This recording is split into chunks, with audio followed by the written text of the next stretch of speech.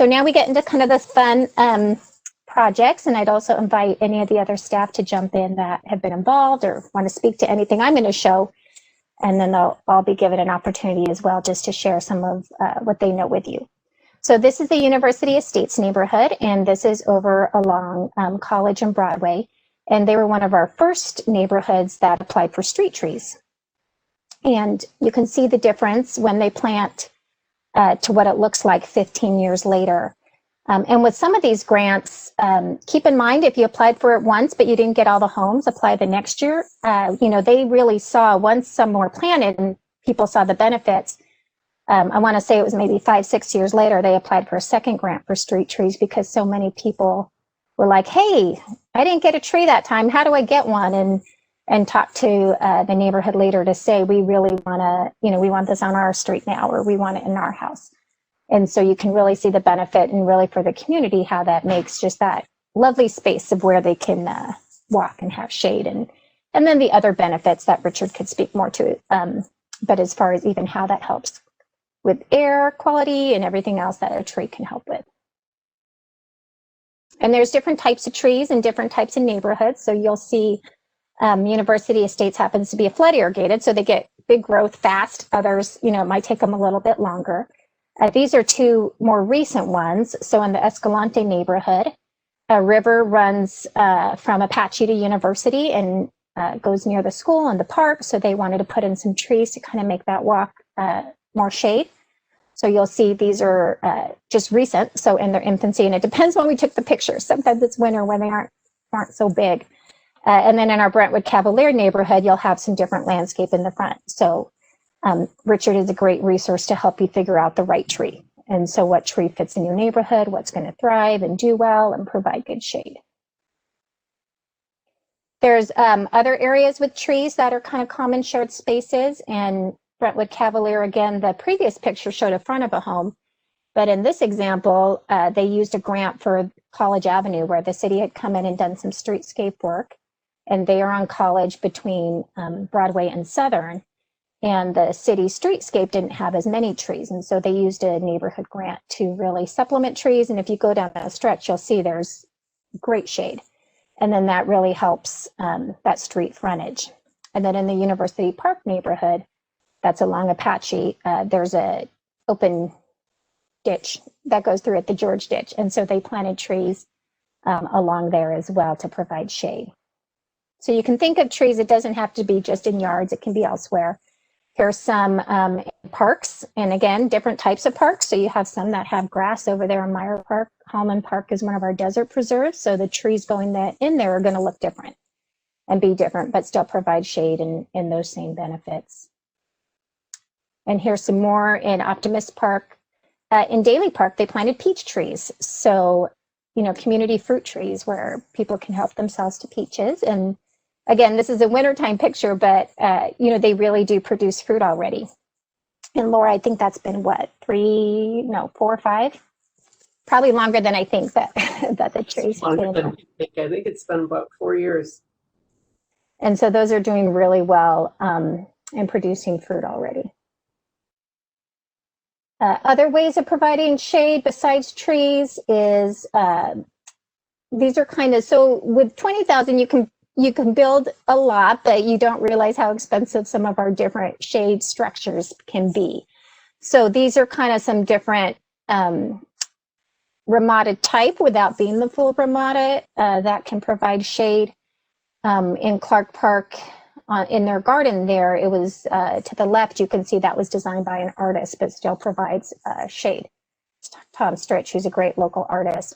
And then to the right, that's in Goodwin Park. And you can see it's kind of more like a cantilever, but still provides that structural base. And in this case, provides kind of that respite and shade there for the picnic bench.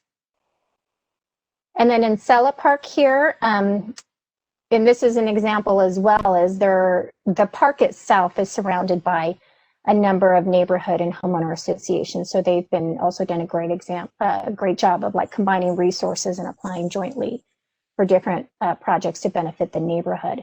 And in this case, they have a pond. And so the floating island habitats, as well as some butterfly gardens in the park. And just kind of some other ideas. Solar lighting is great, and in this case, it's to light their entryway off an arterial, but can be used in other instances.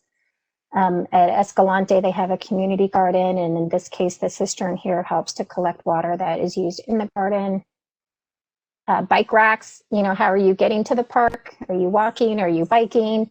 When you get there, what are you doing? So this kind of helps to encourage that if they have somewhere that they can put their bikes, they might be more likely to do that instead of driving to the park.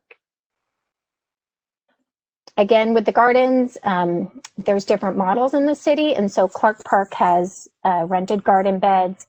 Ellertson Wilson here is in the Wilson Farmer Arts kind of Mitchell Park area. And they actually have a private plot of land there where they're able to put a garden in. And so that's not on any kind of city property. And then again at Escalante, this is the garden where it's set up more as a communal space where everyone gardens and is available instead of private rented beds. You know, look at what's out there and how do you repurpose it. And so here at Daly Park, this was a really creative kind of outside the box project where you had an old parking lot of asphalt, and when the quiet zone was implemented at the railroad, you weren't allowed to park there anymore because it was too close to where railroad access was. So if they weren't going to be blowing their horns, they didn't want cars in and out of there. And so it was just asphalt. And so the neighborhood got together, reimagined together what it could look like, another example of a joint one, and then also an example of where it complemented another city project where the city was already going in and had set aside funds for a Ramada, but they were able to use their grant funds to really supplement that. So they planted the peach trees, Bocce Court. They've got a full Bocce Court there in their park, and you can just see the examples of kind of shade and how that was done, and some of the decomposed granite in there that can help keep a little cooler than just an asphalt parking lot. Some other ideas at Hudson Park and actually at Harrelson Park in South Tempe, grants have been used to put in a maze, so kind of more of a meditation kind of area. In Mitchell Park, again, repurposing an old concrete pad with a skate park. And this is in that neighborhood by Sella Park again, where they worked with watershed management, and Braden, Richard, Tina, probably Diana, all of our staff can talk about what resources we have in Tempe outside from city staff that really can partner with you to figure out what works in your neighborhood for doing some of these projects. And in this case, took an old dirt lot and made it into this great space that did better with collecting any kind of water and native plants in there. And so, Tina, do you want to talk now a little bit about more the water conservation piece? Yes, of course. Thank you, Shauna. Just some ideas for water conservation, but I also want to mention that water conservation, as Shauna mentioned at the beginning, provides additional funds to the total grant budget to help fund applications that are related to water conservation and efficiency. It doesn't change the maximum grant reward available for each neighborhood. It's still capped at $20,000, but the intention of our contribution and partnership is just to help make sure that qualified projects that also meet conservation best practices and efficiency best practices have that much more opportunity or chance to get approved, since there are so many amazing projects and limited funds, as Shauna mentioned at the beginning. So projects that we funded, they've included xeriscape conversions, sprinkler head upgrades, smart controller upgrades. As part of the neighborhood's one-pagers available, there is one just on water conservation. And so if you're thinking of a project like a high-efficiency upgrade or a xeriscape landscape conversion, I recommend that you take a look at that just to see ideas, as well as look at the landscape one-pager, of course. So I will just mention on that one-pager, you know, HOAs and multi-housing communities that want to increase landscape watering efficiency, you also need to participate in our free water budget education program. And that's just because we provide this education on comparing recent water usage with the estimated water needs of the landscape. Just because technology is only one element of efficiency, there needs to be some education and understanding as well in terms of what the landscape plant water needs are. So I wanted to mention that we'll actually be featuring one HOA, Lake Park Villas, that has worked with us on neighborhood grants the last cycle, as well as some other water conservation programs. We'll feature them and have some pictures of the work that they've done and the outreach they've done with their community to link their project to water conservation efficiency in the January water conservation newsletter. They updated basically over 800 sprinkler heads. So that story is really interesting. I encourage you to sign up for the MailChimp for municipal utilities, which you can do by going to tempe.gov/conservation, or just going to the city tempe.gov news sign up, and you can see the water conservation newsletter right there. Or feel free to, of course, reach out to discuss any ideas and see if it kind of aligns with the water conservation and efficiency best practices. And Diana, do you want to add anything to that before we have Richard and Braden talk? Oops. No, did you want me to go over landscaping? I guess I'd rather have Richard and Braden do their part, and then if there's other things I can add, I will. Great, thank you. And so Richard, if you want to go next, and then these are pictures that Richard and Braden can probably talk a little bit more to, but these are ones that weren't done through the grant program, but still can show examples of great, of what they're doing around some of their conservation efforts as well and sustainable projects. Richard, you want to go first? Sure. Yeah, this project here on the right at Lemon and Dorsey, that was an area that was just kind of an open lot. And we pulled the water off of the street. There was a lot of flooding along that street right in that section. So we worked with street transportation and kind of re-landscaped that whole area and made a nice basin in there. And even after the rain the other day, it pulled off all the water off the street. There was no flooding, and then we have a lot of native material that is growing there. That's a very good example that people could do for a neighborhood type project. Just back to general planting, be happy to work with the neighborhoods on this. Like Shauna had mentioned, it's basically you want to look at the community benefit because you're trying to get the whole neighborhood involved. So you really want to talk with your neighbors. So, you can get a nice line of trees going either along the sidewalk, along the street, work with your parks. We can do that as well. Just want to be sure when you're talking about parks, we do have a 5-year planning process that we're out through. So we just want to make sure we can coordinate those types of planting in any type of park if neighborhoods want to go that direction. But as far as planting along streets, we want to make sure that we can try to shade either the street or the sidewalk or provide some benefit to your surrounding neighbors. So those are all good examples of shade projects because, as was mentioned, we're trying to build up the shade canopy over the entire city of Tempe. And whereas the city actually only maintains a small percentage of the land base, it's got to clearly be a private-public partnership as we try to increase to our canopy goal of 25% by the year 2040. So working with neighborhoods that might feel they need some shade or would like some more, I can work with them till we can determine what species would be appropriate, fit that character area, as well as what utilities you might have in the area, and other just type of species combinations that'll fit and work with you and your neighborhood. You just want to make sure that there's a maintenance agreement with you and your neighbors when you put the trees in. Happy to help you plant them and start and provide you information on care, but ultimately you have to remember when you're planting like that, especially if they're going along the rights of way in front of your property, that you or your neighborhood will be responsible for providing the maintenance and at least the supplemental irrigation to get them started. Thank you, Richard. You're welcome. And then Braden, did you want to share anything?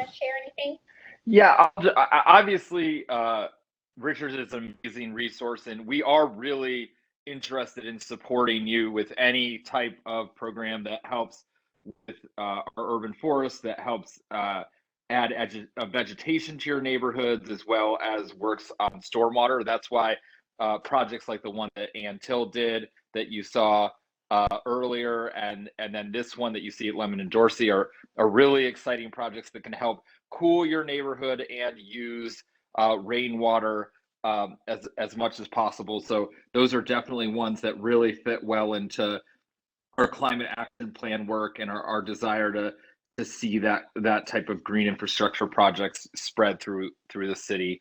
I also want to make another pitch, especially for those of you that are with HOAs. There's a variety of sustainability projects that could be done. I love the pictures of the bike racks.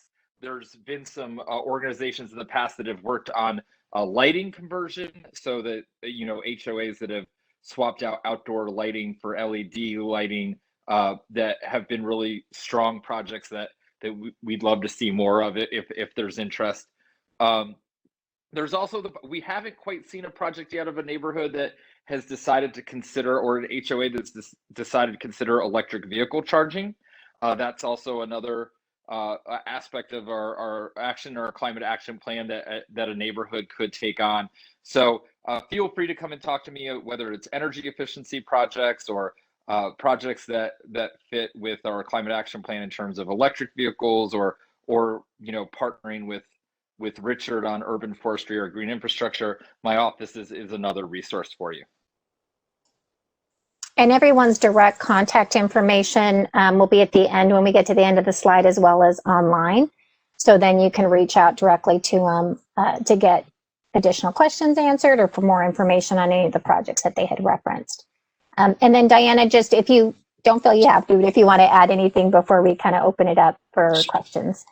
So the planning side of things, we have in the zoning code, we do have some requirements for trees, but it typically is on commercial or multifamily projects. But as a general rule of thumb, when you're looking at spacing of trees along a sidewalk, we do look for one street tree for every 30 linear feet of frontage, and that includes the width of your driveway.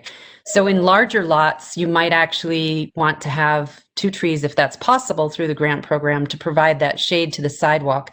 And we like to have a cadence that provides shade, evenly, as opposed to having it just clustered in one area. We do not count palm trees as shade trees. I did see one of the pictures that looked like they were alternating a palm with a different tree, maybe an escalante. And some of that may be related to the character area of the neighborhood. And so we also look at the character area plan and what were maybe historically planted there as a reference. And if you're trying to preserve the character of the neighborhood, you can actually look at old aerials and see where there might have been patterns of tree plantings from the original development when they were first developed, and the developer put in, a certain number of trees along the street front. So you can use those as guiding documents and go online to see historic aerials if you're trying to match maybe a more historic palette. I do encourage, in the areas that are flood irrigated, as was mentioned earlier, to go for some trees that may otherwise not be able to be planted, because you have a really unique opportunity to maintain a tree canopy of species that would not be allowed in the right-of-way, because we do not allow high water use trees in right-of-way. And that finding out where your property starts and where the city's right-of-way starts is an important thing. And you can call planning and we can look that up for you or show you how to do that. But it offers the ability for faster growing trees and trees with a taller canopy. And this was something that's come out in some of our previous meetings about the desire to maintain urban wildlife, specifically the bird populations. And so as we urbanize and we go with a more xeric palette, you may find we lose opportunities for the owls and the hawks and the falcons and some of the other larger species of birds that actually help control roof rats and pigeons and some of the other things that come along in our environment. So it is important to think about the balance in the ecosystem that you're creating within your community. as well. Let's see, what else? Those are probably the key things, I think, Shauna.